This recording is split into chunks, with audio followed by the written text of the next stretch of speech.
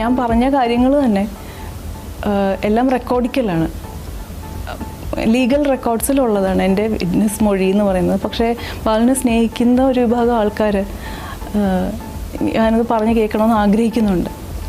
അവരുടെ മുന്നിലല്ലല്ലോ ഞാൻ പറഞ്ഞത്.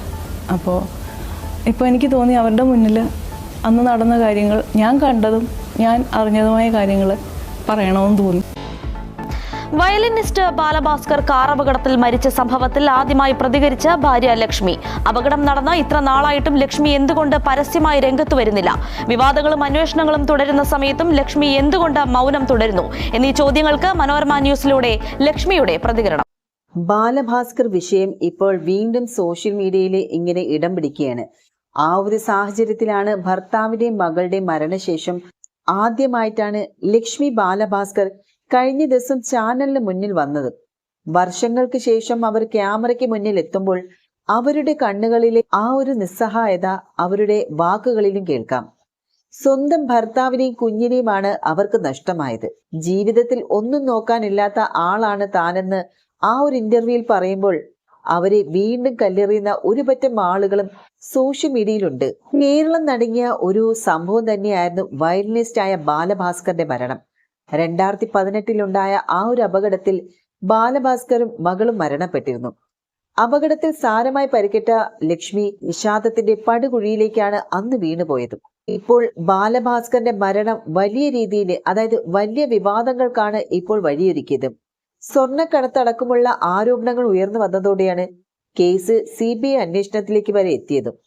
ഈ വിവാദങ്ങളും അതുപോലെ തന്നെ ആരോപണങ്ങളും ഒക്കെ നടക്കുമ്പോഴും ലക്ഷ്മി നിശബ്ദയായിരുന്നു. തന്നെക്കുറിച്ചും ഭർത്താവിനെ കുറിച്ചുമൊക്കെ ഇങ്ങനെ കഥകൾ രചിക്കപ്പെടുമ്പോഴെല്ലാം അവർ മൗനം തുടർന്നു. എന്തായാലും ലക്ഷ്മി ഇപ്പോൾ പ്രതികരണത്തിനായി ജനങ്ങളുടെ മുന്നിൽ രംഗത്ത് വന്നിരിക്കുകയാണ്. ബാലഭാസ്കറിന്റെ മരണത്തിന് പിന്നിലെ ദുരൂഹതകൾ ഒരുപാടുണ്ട്. അത് ഇന്നും അജ്ഞാതം തന്നെയാണ്. എന്തായാലും നമുക്ക് ആ വാർത്തയിൽ ഒന്ന് കണ്ണോടിക്കാം. ശേഷം എന്താണ് ഈ ഘട്ടത്തിൽ ലക്ഷ്മിയുടെ വാക്കുകളുടെ വില? ഈ ലക്ഷ്മി പുറത്തു പറയുന്ന വസ്തുതകൾ, അതിന്റെ പ്രസക്തി എന്താണ്? ബിജു തന്നെ പറഞ്ഞു. കാരണം 6 വർഷം മുമ്പ് നടന്ന ഒരു അപകടമാണ്. 6 വർഷവും ഇന്നത്തെ കറക്റ്റായിട്ട് പറയുകയാണെങ്കിൽ 6 വർഷവും 2 മാസവും 15 ദിവസവും കഴിഞ്ഞു ബാലഭാസ്കറിന്റെ ജീവനെടുത്ത അപകടം കടന്നു കഴിഞ്ഞിട്ട്. നമുക്കറിയാം, നമ്മൾ ഈ വാർത്തയൊക്കെ റിപ്പോർട്ട് ചെയ്തുകൊണ്ടിരിക്കുമ്പോൾ നമ്മുടെ മനസ്സിലൂടെ ഒട്ടേറെ കാര്യങ്ങൾ കടന്നു പോകുന്നുണ്ട്. വ്യക്തിപരമായി നോക്കിക്കഴിഞ്ഞാൽ എന്നെ സംബന്ധിച്ചിടത്തോളം, അല്ലെങ്കിൽ നമ്മളെല്ലാവരെയും സംബന്ധിച്ചിടത്തോളം ഏറ്റവും വേദന ഉണ്ടാക്കുന്ന ഒരു വാർത്തയാണ്, ഏറ്റവും കൂടുതൽ നമ്മൾ ഫോളോ ചെയ്തിട്ടുള്ള ഒരു വാർത്തയുമാണ്. ഞാനിപ്പോൾ നിൽക്കുന്നതാണെങ്കിലും ബാലഭാസ്കറിന്റെ വീടാണ്. നമ്മൾ ഈ 6 വർഷങ്ങൾക്ക് മുമ്പ് ബാലഭാസ്കറിനെ വന്ന് കണ്ടുകൊണ്ടിരുന്നത് ഇവിടെയാണ്. പൂജപ്പുര വിജയമോഹിനി മില്ലിന്റെ അടുത്ത് ഹിരൺമയ എന്ന പേരുള്ള ഒരു വീട്. മിസ്റ്റർ ആൻഡ് മിസ്സിസ് ബാലഭാസ്കർ എന്നൊക്കെ അതിൽ എഴുതി വെച്ചിട്ടുണ്ട്. പക്ഷേ ഈ 6 വർഷവും 2 മാസവും 15 ദിവസത്തിനും മുമ്പ് അല്ലാതെ പിന്നീട് ഒരിക്കലും ഈ വീട് തുറന്നിട്ടില്ല. ഇപ്പം നമ്മൾ ലക്ഷ്മിയെ കാണുമ്പോഴാണെങ്കിലും ലക്ഷ്മിയുടെ വീട്ടിലേക്ക് പോയി. ഈ വീടിപ്പം കാട് പിടിച്ചൊക്കെ കയറി കിടക്കുവാണ്. ഇതിനു മുമ്പ് ആ ബാലഭാസ്കറിനെ 1-2 തവണ ഞാനും ഇവിടെ വന്ന് കണ്ടിട്ടുണ്ട്. വലിയ പരിചയങ്ങളൊന്നും ഇല്ലെങ്കിൽ പോലും നമ്മളെല്ലാവരും സ്നേഹിച്ചിരുന്ന, ബഹുമാനിച്ചിരുന്ന, ഇഷ്ടപ്പെട്ടിരുന്ന ഒരു സംഗീതജ്ഞൻ എന്ന രീതിയിൽ ബാലഭാസ്കറിനെ ഇവിടെ വന്ന് കാണുകയും സംസാരിക്കുകയൊക്കെയും ചെയ്തിട്ടുണ്ടായിരുന്നു. അങ്ങനെയുള്ള ഒരാൾ പെട്ടെന്ന് ഒരു ദിവസം രാവിലെ എഴുന്നേൽക്കുമ്പോൾ കേൾക്കുന്നത് അദ്ദേഹം സഞ്ചരിച്ചിരുന്ന കാർ അപകടത്തിൽപ്പെട്ടു, അദ്ദേഹത്തിന്റെ 1.5 വയസ്സുള്ള കുഞ്ഞു മരിച്ചു, അദ്ദേഹവും മരണത്തോട് മല്ലടിച്ചൊരു ആശുപത്രിയിൽ കിടക്കുന്നു എന്നൊക്കെയാണ്. അങ്ങനെ നമ്മൾ ആദ്യം അതൊരു അപകടം എന്ന് മാത്രമാണ് കരുതിയിരുന്നത്. അത് ബാലഭാസ്കർ പിന്നീട് ഒരു 6 ദിവസത്തിന് ശേഷം ഒക്ടോബർ 2-ാം തീയതിയോടുകൂടി ബാലഭാസ്കറും മരിക്കുന്ന സാഹചര്യമുണ്ടായി. പിന്നീടാണ് ആ കേസിലൊക്കെ തന്നെ വിവാദങ്ങളിലേക്ക് പോകുന്നത്. ഏറ്റവും ആദ്യം ബാലഭാസ്കറിന്റെ വണ്ടി ഓടിച്ചിരുന്ന അന്വേഷണ സംഘമൊക്കെ കണ്ടെത്തിയിരുന്ന അർജുൻ മൊഴി മാറ്റി. അർജുൻ അന്ന് 22-23 വയസ്സ് മാത്രമേ ഉള്ളൂ. അർജുൻ പറയുന്നത് ഞാനല്ല വണ്ടി ഓടിച്ചത്, ബാലഭാസ്കർ ആണ് വണ്ടി ഓടിച്ചത് എന്നുള്ളതായിരുന്നു. ആ കേസിലെ ഏറ്റവും ആദ്യത്തെ നമ്മളെയൊക്കെ ഞെട്ടിച്ച ഒരു വഴിത്തിരിവ് എന്ന് പറയുന്നത് ആ മൊഴിയായിരുന്നു. പിന്നീട് അത് കള്ളമാണ് എന്ന് കൃത്യമായിട്ട് CBIയും ക്രൈംബ്രാഞ്ചും പോലീസും എല്ലാം കണ്ടെത്തി. അപ്പോഴൊരു ചോദ്യമുണ്ട്, എന്തുകൊണ്ട് അർജുൻ കള്ളം പറഞ്ഞു എന്നുള്ളത്. ഇപ്പോൾ ഏറ്റവും അവസാനം അർജുൻ മറ്റൊരു സ്വർണ്ണക്കടത്ത് കേസിൽ, പെരിന്തൽമണ്ണയിലെ സ്വർണ്ണക്കടത്ത് കേസിൽ പ്രതിയാണ്, ഇപ്പോൾ ജയിലിലാണ്. അപ്പം അങ്ങനെ ഒരാളുടെ സാന്നിധ്യം ആ വാർത്തയെ വീണ്ടും വിവാദത്തിലേക്ക് മാറ്റുന്നുണ്ട്. അർജുന്റെ ഈ വഴിത്തിരിവിനൊക്കെ ശേഷമാണ് ബാലഭാസ്കറിന്റെ എല്ലാമായിരുന്ന പ്രകാശൻ തമ്പിയും ബാലഭാസ്കറിന്റെ അവസാന നിമിഷങ്ങളിലൊക്കെ തന്നെ കൂടെ ഉണ്ടായിരുന്ന പ്രകാശൻ തമ്പിയും വിഷ്ണു സോമസുന്ദരമൊക്കെയാണ്. ബാലഭാസ്കർ ജീവിച്ചിരുന്ന സമയത്ത് നമ്മൾ പലപ്പോഴും ബാലഭാസ്കറിനെ കാണുന്നതും ബന്ധപ്പെടുന്നതും ഒക്കെ ഇവരിലൂടെയാണ്. അവർ തിരുവനന്തപുരത്ത് വിമാനത്താവളത്തിൽ പിടിച്ച ഒരു സ്വർണ്ണക്കടത്ത് കേസിൽ പ്രതികളായി അകത്തു പോകുന്നു. അതോടുകൂടി ഇതിന് സ്വർണ്ണക്കടത്ത് ബന്ധമുണ്ട് എന്നൊക്കെയുള്ള ആരോപണങ്ങൾ ഉയരുന്നു. ബാലഭാസ്കറിന്റെ അച്ഛൻ തന്നെ പരാതിയായിട്ട് മുന്നോട്ട് വരുന്നു. അങ്ങനെ മറ്റു പലതും നടന്നു. CBI അന്വേഷിച്ചു, ക്രൈംബ്രാഞ്ച് അന്വേഷിച്ചു. എല്ലാവരും ഇതൊരു അപകട മരണം മാത്രമാണ് എന്ന് കൃത്യമായി ശാസ്ത്രീയ തെളിവുകളോടെ തന്നെ കണ്ടെത്തി. പക്ഷേ കുടുംബം ഇപ്പോഴും ഇതൊരു കൊലപാതകമാണ് എന്നാണ് ആവർത്തിച്ച് പറഞ്ഞുകൊണ്ടിരിക്കുന്നത്. ഇതിനിടയിലും നമ്മൾ പലതരത്തിലുള്ള വാർത്തകൾ തയ്യാറാക്കി. ഞാൻ ഓർക്കുന്ന അനുസരിച്ചാണെങ്കിൽ നമ്മൾ ആ അപകടം നടന്ന ഒരു 6 മാസം കഴിയുമ്പോൾ ഈ അപകടം കാർ സഞ്ചരിച്ച വഴിയൊക്കെ ഏതാണ്ട് അതേ സമയത്ത് പുലർച്ചെ ഒരു 2-3 മണിക്കൊക്കെയാണ് ഇവർ കൊല്ലത്തുനിന്ന് തിരുവനന്തപുരം ഭാഗത്തേക്ക് ഒരു ഇനോവ കാറിൽ വരുന്നത്. ആ ഇനോവ കാറിൽ അങ്ങനെ ഒരു ഇനോവ കാറിൽ യാത്ര ചെയ്ത് ഞാനും ജയൻ കല്ലുമലയൊക്കെ കൂടി ഒരു പ്രത്യേക പ്രോഗ്രാം തന്നെ ചെയ്തിട്ടുണ്ട്.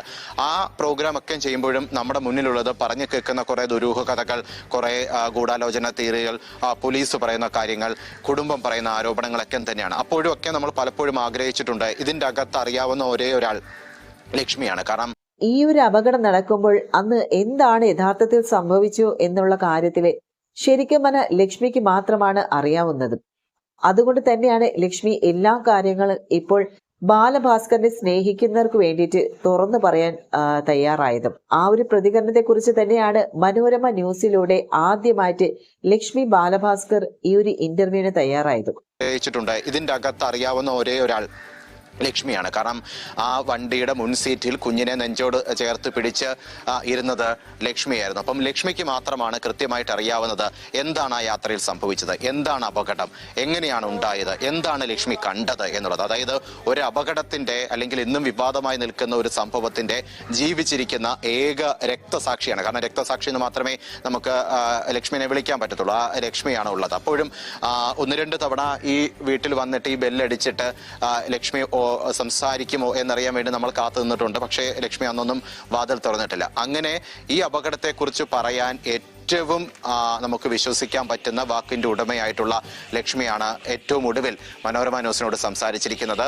ലക്ഷ്മി തന്നെ പറയുന്നുണ്ട് എന്തുകൊണ്ട് ഈ ഒരു അവസരത്തിൽ സംസാരിക്കുന്നു എന്നുള്ളത്. അപ്പം ലക്ഷ്മി ഒട്ടേറെ കാര്യങ്ങൾ പറഞ്ഞിട്ടുണ്ട്. ജയമോൻ ആ ഇന്റർവ്യൂ എടുക്കുമ്പോൾ അതിന്റെ പ്രൊഡ്യൂസറായിട്ട് ഞാനും കൂടെ ഉണ്ടായിരുന്നു. ഏതാണ്ട് ഒരു 1.5 മണിക്കൂറോളം നീണ്ട സംഭാഷണം. അത് നമ്മൾ സാധാരണ ഇന്റർവ്യൂ എടുക്കുന്ന പോലെ ഒന്നല്ല. ലക്ഷ്മിയുടെ ജീവിതത്തിൽ നടന്ന ഒരിക്കലും മറക്കാൻ പറ്റാത്ത പക്ഷെ ഓർമ്മിക്കാൻ ആഗ്രഹിക്കാത്ത ആ നിമിഷങ്ങളിലൂടെ ലക്ഷ്മി കഥ പറഞ്ഞു പോകുന്നത് പോലെ അങ്ങ് സഞ്ചരിക്കുകയാണ് ചെയ്തത്. ആ യാത്രയാണ് നമുക്കിന്ന് മനോരമ ന്യൂസിൽ കാണാൻ സാധിക്കുന്നത്. ഒരു പക്ഷേ ബാലുവിനെ സ്നേഹിക്കുന്ന ആളുകൾക്ക് അല്ലെങ്കിൽ അദ്ദേഹത്തെ സംഗീതത്തെ ഇഷ്ടപ്പെട്ടവർക്ക് അവരുടെയൊക്കെ മനസ്സിൽ എന്തെങ്കിലുമൊക്കെ ചോദ്യങ്ങൾ ഉണ്ടെങ്കിൽ ആ ചോദ്യത്തിനുള്ള ഉത്തരം ഇന്ന് വൈകുന്നേരം 6:30 ആ ഇന്റർവ്യൂ മനോരമ ന്യൂസിൽ കണ്ടാൽ കിട്ടും എന്നാണ് ഞാൻ പ്രതീക്ഷിക്കുന്നത്. അതിൽ ഒട്ടേറെ കാര്യങ്ങൾ പറയുന്നുണ്ട്. അപകടത്തെക്കുറിച്ച് പറയുന്നുണ്ട്, ആ യാത്രയെക്കുറിച്ച് പറയുന്നുണ്ട്, എന്തുകൊണ്ട് രാത്രിയിൽ യാത്ര ചെയ്തു എന്ന് പറയുന്നുണ്ട്. ഈ അപകടത്തിന്റെ ഒരു അവസാന നിമിഷം, ആ നിമിഷവും ലക്ഷ്മി ഉണർന്നിരുന്നു എന്ന് പറയുന്നുണ്ട്. അപ്പം അവിടെ എന്താണ് സംഭവിച്ചത് എന്നുള്ളത് പറയുന്നുണ്ട്. പിന്നീട് എങ്ങനെ വിവാദമുണ്ടായി എന്ന് പറയുന്നുണ്ട്. കുടുംബത്തെക്കുറിച്ച് പറയുന്നുണ്ട്. അങ്ങനെ നമ്മൾ സംശയങ്ങളുള്ള ആളുകൾക്ക് അവരുടെ ചോദ്യങ്ങൾക്കെല്ലാം ഉത്തരമുണ്ട് എന്നാണ് ഞാൻ പ്രതീക്ഷിക്കുന്നത്.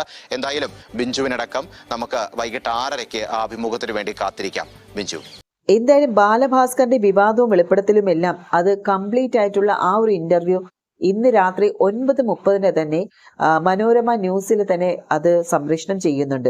അപ്പൊ എല്ലാവരും അതിനായിട്ട് കാത്തിരിക്കുകയാണ്. കാരണം എന്താണ് ബാലഭാസ്കറിന് അന്നൊരു ആക്സിഡന്റിൽ സംഭവിച്ചത് എന്നറിയാനുള്ള ആകാംക്ഷ ഓരോ മലയാളികൾക്കുമുണ്ട്. അതുകൊണ്ട് തന്നെ എല്ലാവരും ആ ഒരു ഇന്റർവ്യൂക്ക് വേണ്ടി കാത്തിരിക്കുക തന്നെയാണ്.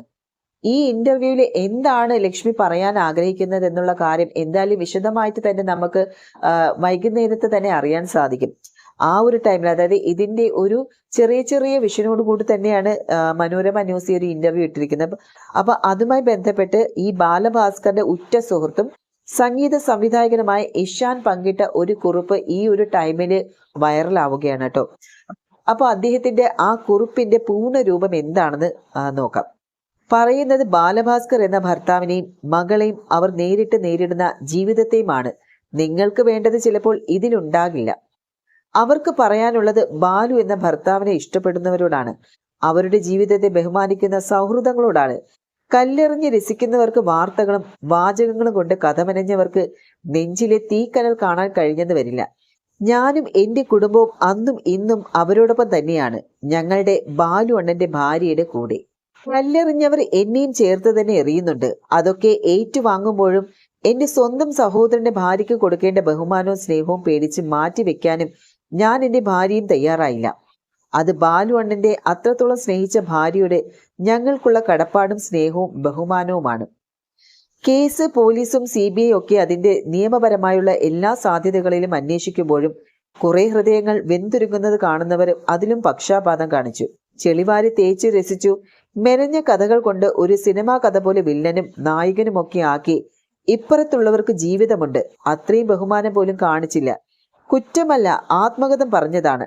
ബാലഭാസ്കർ പറഞ്ഞു തന്ന അറിവ് മാത്രമേ ഞങ്ങൾക്ക് അദ്ദേഹത്തിന്റെ ബന്ധുക്കളെക്കുറിച്ചും ബന്ധങ്ങളെക്കുറിച്ചും ഞങ്ങൾക്കുള്ളൂ. ബാക്കിയൊക്കെ ഒരു പരിധിവരെ കണ്ടറിഞ്ഞത് ജീവിച്ചറിഞ്ഞതുമാണ്. ലീവ് ആൻഡ് ലെറ്റ് ലീവ് എന്ന സാമാന്യമായ നീതിയിൽ എല്ലാവരോടും പെരുമാറാൻ പഠിച്ച സൗഹൃദങ്ങളും കുടുംബവും മാത്രമേ ഞങ്ങൾക്കുള്ളൂ. അപ്പൊ ഇതായിരുന്നു ഇഷാൻ പങ്കിട്ട കുറിപ്പിന്റെ പൂർണ്ണരൂപം. ഇത് ഇങ്ങനെ പങ്കിടാനുള്ള മെയിൻ കാരണം എന്ന് പറഞ്ഞാൽ ഇപ്പൊ ബാലഭാസ്കറിന്റെ ഈ മരണവുമായി ബന്ധപ്പെട്ട് ഏറ്റവും കൂടുതൽ ഇപ്പോൾ പഴി കേൾക്കുന്നത് അദ്ദേഹത്തിന്റെ ഭാര്യയായ ലക്ഷ്മിയെ തന്നെയാണ്. കാരണം ഈ ബാലഭാസ്കറിന്റെ കുടുംബം അതുപോലെ കലാഭവൻ സോബി ഇവരെല്ലാം ലക്ഷ്മിക്കെതിരെ തന്നെയാണ് സംസാരിക്കുന്നത്. ഇദ്ദേഹത്തിന്റെ മരണത്തിന് പിന്നിൽ ലക്ഷ്മിക്ക് പങ്കുണ്ടെന്നുള്ള തരത്തിലാണ് ഇവരുടെ ഈ ഒരു സംസാരം തന്നെ വരുന്നത്. അപ്പൊ അവർ കൊടുത്ത പല ഇന്റർവ്യൂസ് ഇപ്പോൾ സോഷ്യൽ മീഡിയയിൽ വലിയ രീതിയിൽ ചർച്ചയാവുകയാണ്. അപ്പൊ അത് കേൾക്കുമ്പോൾ തന്നെ ഈ ഒരു മരണത്തിന് പിന്നിൽ ലക്ഷ്മിക്ക് പങ്കുണ്ട്, ഇതില് ലക്ഷ്മിയുടെ കാമുകൻ വരെ ഉണ്ട് എന്നുള്ള രീതിയിൽ വരെ സംസാരങ്ങൾ ഉണ്ടായിട്ടുണ്ട്.